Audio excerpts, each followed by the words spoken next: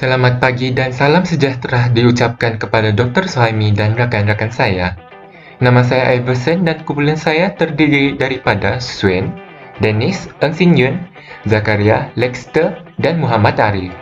Pada pagi ini, saya ingin membentangkan tentang kesepaduan dalam kepelbagaian di Malaysia.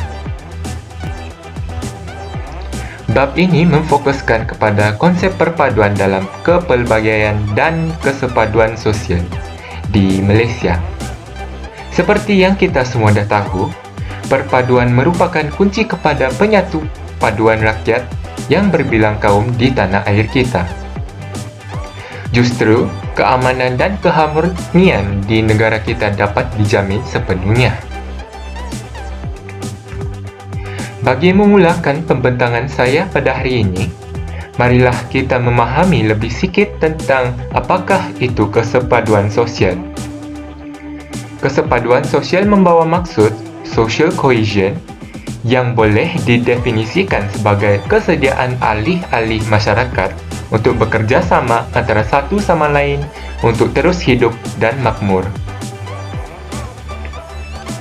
Secara amnya, konsep kesepaduan sosial merupakan satu fenomena sosial yang dipacu oleh idaman mendalam terhadap perpaduan yang seharusnya pula mempengaruhi para anggota masyarakat tersebut untuk merungkai pelbagai ikhtiar dan kegiatan yang dianggap sebagai prasyarat untuk mencapai perpaduan.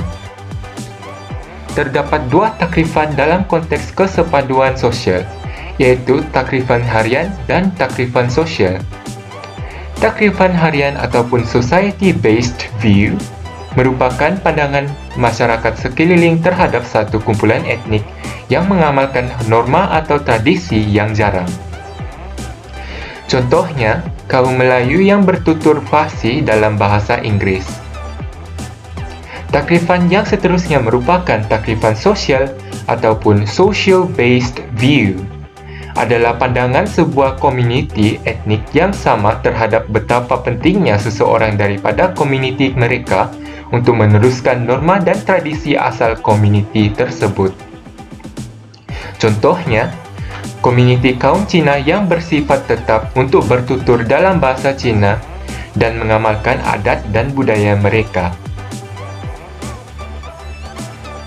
Dalam konsep perpaduan dalam kepelbagaian, terdapat tiga perspektif yang penting, yaitu aspek psikologi sosial, aspek antropologi sosiologi, dan aspek ontologikal.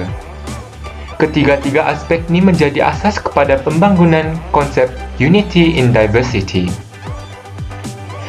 Aspek-aspek tersebut menjelaskan mekanik sosiologi yang dapat mewujudkan keamanan dan keharmonian di sesebuah negara yang berbilang kaum dan budaya.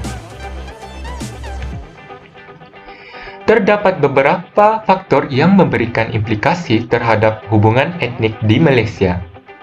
Antaranya ialah media massa, pendedahan kepada pelbagai berita laporan dan dasar kerajaan akan dapat mengurangkan jurang maklumat mengenai kesepaduan sosial antara etnik yang berlainan di negara kita. Seterusnya, kewujudan integrasi ekonomi melalui dasar-dasar pembangunan seperti Rancangan Pembangunan 5 Tahun, Dasar Ekonomi Baru, dan Dasar Pembangunan Nasional dapat mengurangkan jurang ekonomi yang wujud akibat dasar yang dilaksanakan oleh pihak British pada zaman penjajahan. Dasar-dasar tersebut dapat menghapuskan pengagihan ekonomi yang tidak seimbang dan perasaan saling mencemburui antara etnik-etnik yang berlainan di negara kita. Melalui faktor-faktor tersebut, negara kita menjadi bebas daripada konflik kekerasan antara etnik-etnik. Rakyat berbilang kaum juga dapat hidup bersama dalam suasana aman dan juga aspek urus tadbir perpaduan membawa kepada kesefahaman terhadap proses kesepaduan sosial dalam masyarakat di Malaysia. Bukan itu sahaja, Malaysia juga berjaya mencapai tahap negara berpendapatan sederhana dalam tempoh kurang daripada 50 tahun. Keadaan negara kita yang aman damai telah melahirkan satu bentuk kestabilan politik, ekonomi dan sosial yang baik. Justru itu, negara kita dengan kerencaman demografi terus kukuh, maju dan membangun malah disegani oleh jiran tetangga dalam konteks negara berbilang etnik. Demi menyatupadukan masyarakat yang berbilang kaum dan budaya di Malaysia, terdapat beberapa pendekatan yang boleh diaplikasikan untuk merealisasikan perkara tersebut. Salah satu pendekatan untuk menyatupadukan masyarakat Malaysia ialah melalui integrasi.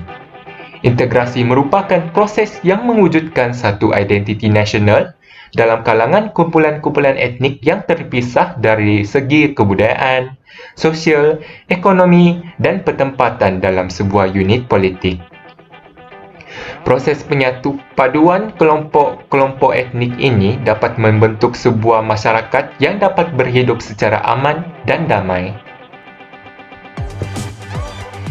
Pendekatan seterusnya yang boleh diaplikasikan demi menyatupadukan masyarakat yang berbilang kaum di Malaysia ialah melalui asimilasi. Asimilasi merupakan proses percantuman dan penyatupaduan di antara kelompok atau individu yang berlainan kebudayaan.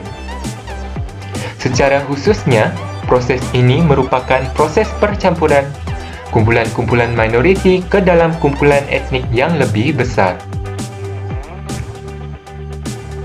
Seterusnya, marilah kita melihat kepada pengiktirafan perpaduan dan keamanan negara kita. Kestabilan dan keamanan yang dikecapi di Malaysia telah diiktiraf oleh Global Peace Index. Dengan mempunyai lebih daripada 70 kumpulan etnik, Malaysia merupakan satu-satunya negara heterogenik dengan komposisi masyarakat pelbagai etnik yang berada di senarai paling atas.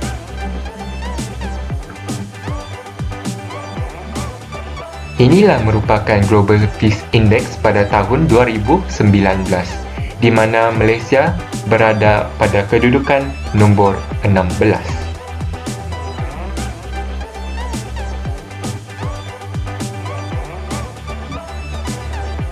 Bagi mewujudkan kesepaduan sosial di Malaysia, kita bukan sahaja perlu memahami lebih tentang kehubungan etnik melalui aspek yang positif, kita juga perlu merujuk kepada kejadian negatif yang telah berlaku.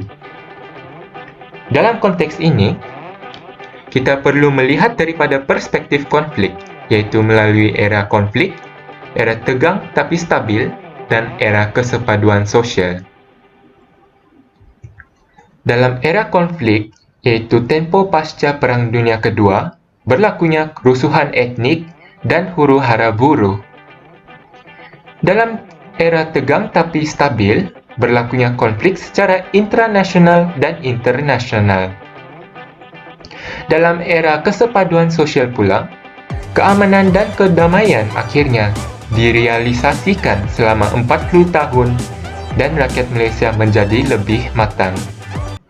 Kebanyakan kajian tentang hubungan etnik di Malaysia menggunakan paradigma konflik untuk menganalisis dan memahami setiap permasalahan yang wujud dalam kalangan masyarakat. Pandangan sedemikian mengandaikan masyarakat Malaysia sentiasa berada dalam persengketaan, khususnya antara kumpulan berlainan etnik dan agama. Paradigma alternatif diwujudkan bukan untuk menafikan bahawa tiada konflik, tetapi sebagai pandangan yang positif dalam menganalisis dan memahami hubungan etnik.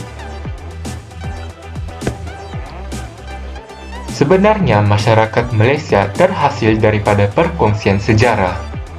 Tidak kira dari segi sosial, ekonomi, politik, atau budaya. Masyarakat Malaysia juga wujud melalui interaksi dan amalan seharian secara langsung dan tidak langsung secara berterusan. Dalam teori hubungan etnik, terdapat beberapa proses yang dapat memupuk kesepaduan sosial dalam kalangan rakyat Malaysia. Hari ini, kita akan bincangkan 4 teori iaitu akomodasi, akulturasi, asimilasi, dan amalgamasi. Teori yang pertama merupakan proses akomodasi. Proses ini berfungsi secara pasif. Hal ini kerana dalam satu komuniti di bawah proses akomodasi, setiap kumpulan etnik menghantar wakil yang mewakili kumpulan yang tersendiri dan mereka saling bergantung kepada satu sama lain di mana kumpulan-kumpulan etnik tersebut menyedari norma dan nilai masing-masing dan terus mempertahankan budaya hidup mereka. Teori yang seterusnya merupakan proses akulturasi. Proses ini lebih dikenali sebagai asimilasi budaya. Proses akulturasi ini berfungsi melalui peminjaman atau penerimaan unsur-unsur budaya kumpulan majoriti tanpa mengubah unsur-unsur budaya yang asal. Yang ketiga merupakan teori asimilasi, iaitu lebih dikenali sebagai asimilasi berstruktur. Konsep asimilasi ini adalah kemasukan masyarakat minoriti ke dalam masyarakat dominan melalui persahabatan dan hubungan yang rapat dalam sebuah komuniti yang berlainan etnik. Dan teori yang terakhir merupakan teori amalgamasi. Proses amalgamasi berlaku apabila budaya atau bangsa bercampur untuk membentuk jenis budaya dan bangsa yang baharu. Contohnya, perkawinan antara kumpulan etnik atau kaum yang berlainan. Secara keseluruhannya, keadaan di Malaysia adalah lebih kepada kesepaduan dalam kepelbagaian dan bukan perpaduan dalam kepelbagaian. Oleh kerana itu, rakyat Malaysia juga bertanggungjawab dalam menjaga kesepaduan sosial ini dengan mengelakkan konflik yang dapat merosakkan keadaan aman damai negara kita. Baiklah, marilah kita mulakan sesi soal dan jawab.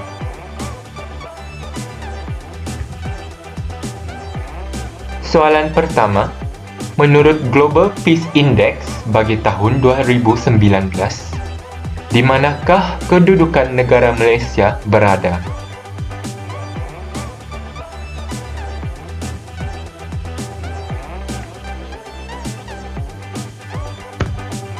Soalan kedua, terdapat 3 era yang dibincangkan dalam pandangan hubungan etnik di Malaysia dari perspektif konflik.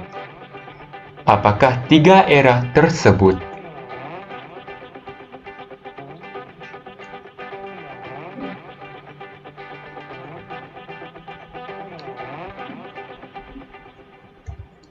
Dan soalan terakhir, berikan satu teori yang dapat memupuk kesepaduan sosial di Malaysia.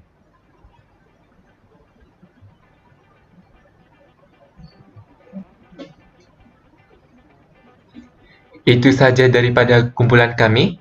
Terima kasih dan salam sejahtera.